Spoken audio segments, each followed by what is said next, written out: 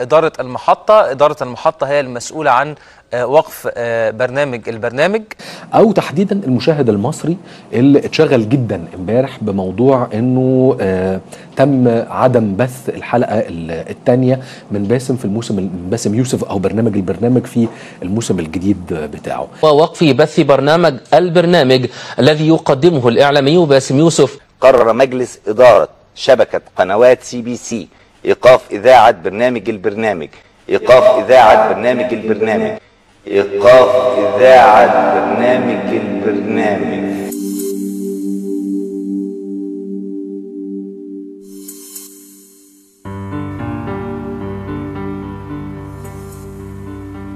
استغفر الله العظيم.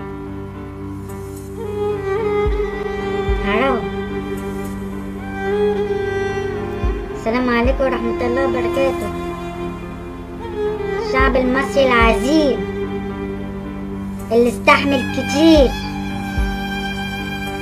الشعب ده هو اللي قعد 30 سنة حزين ما بيكلمش حد خالص.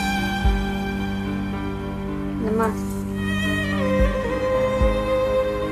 كاس عالم قلنا مفيش، انا سيبنا بقى كده اهو عصير وقلنا خلاص نشربوا اي حاجة بقى. تقوم تيجي لما تيجي الحاجة اللي بتفرحنا نضيعوها. اهو ده بقى اللي كتير بقى خالص، ده بقى اللي كتير ما نستحملوش كده بقى. ايه يا ست الريس ده حتى الحاجة يا ست الريس الوحيدة اللي كانت بتفرحنا كده اهو تبوظوها.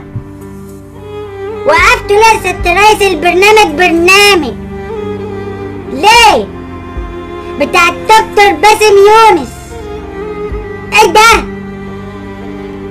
يا ست الريس؟ من ساعة ما البرنامج دهون باظ خالص، القطة بقت حزينة قاعدة يا ست الريس لوحديها ما بتكلمش حد خالص، لا بتشرب ولا بتاكل ولا حتى بتنونو.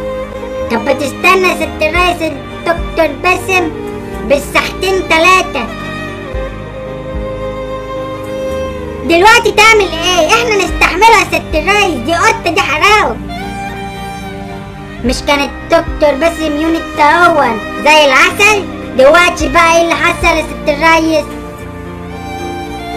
ليه كده؟ ست الريس انا عايز اسأل سؤال، انتوا عايزين مننا ايه؟ عايزين ننتحروا ولا نموتوا نفسينا ولا نعمل ايه؟ حد يرد عليا بقى، عايز حد يرد عليا يا ست الريس ويقول لنا حاجة واحدة، لحد امتى الحال ده هيفضل؟ لحد امتى يا جماعة؟